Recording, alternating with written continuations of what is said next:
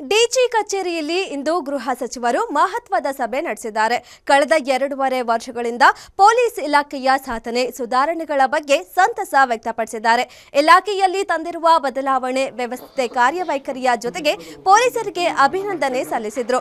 ಇಂದು DG ಕಚೇರಿಯಲ್ಲಿ police ಇಲಾಖೆಗಾಗಿ ಸಂಚಾರಿ ಶೌಚಾಲಯವನ್ನ ಉದ್ಘಾಟನೆ ಮಾಡಲಾಯಿತು. ಕಾರ್ಯಕ್ರಮದ ಬಳಿಕ ಮಾತನಾಡಿದ ಗೃಹ ಸಚಿವ ಡಾಕ್ಟರ್ ಜಿ ಪರಮೇಶ್ವರ್, ಇಲಾಖೆಯಲ್ಲಿ ಕರ್ತವ್ಯ ಲೋಪ ಸೇರಿ ಕ್ರೈಂಗಳಲ್ಲಿ ಭಾಗಿಯಾದವರ ಬಗ್ಗೆ ಗರಂ ಆದ್ರು. ಬೆಂಗಳೂರು 1ರಲ್ಲಿ ಬರೋಬ್ಬರಿ 124 ಅಧಿಕಾರಿ ಸಿಬ್ಬಂದಿಯನ್ನ ಸಸ್ಪೆಂಡ್ ಮಾಡಲಾಗಿದೆ. ಮುಂದೆ ಸಸ್ಪೆಂಡ್ ಅಷ್ಟೇ ಅಲ್ಲ, ಕಾನೂನಾತ್ಮಕವಾಗಿ ಅವರನ್ನ ಡಿಸ್ಮಿಸ್ ಮಾಡಲು ತೀರ್ಮಾನ ಮಾಡಲಾಗುತ್ತೆ ಅಂತ ಖಡಕ್ ಸಂದೇಶ ರವಾನಿಸಿದ್ರು. ನ್ಯಾಯವನ್ನ ಒದಗಿಸುವುದರಲ್ಲಿ, ನ್ಯಾಯ ನೀಡಿಕೆಯಲ್ಲಿ ಇಡೀ ದೇಶದಲ್ಲಿ ಮೊದಲನೆಯ ಸ್ಥಾನವನ್ನು ಗಳಿಸಿಕೊಂಡಿದೆ.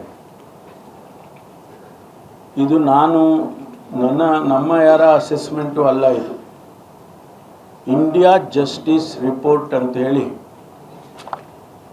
ಅವರು ಪ್ಯಾರಾಮೀಟರ್ಸ್ಗಳು, ವಿವಿಧವಾದಂಥ ಪ್ಯಾರಾಮೀಟರ್ಸ್ಗಳನ್ನು ಇಟ್ಕೊಂಡು ಅವರು ನಮ್ಮನ್ನು ಅಸೆಸ್ ಮಾಡಿದ್ದಾರೆ.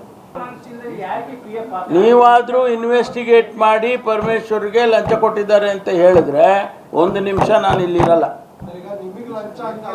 ಅಲ್ಲ ನೋಡಿ, ಯಾರೋ ನಾನು ಹೇಳೋದು, ಗೃಹ ಸಚಿವರು ಲಂಚ ತಗೊಂಡು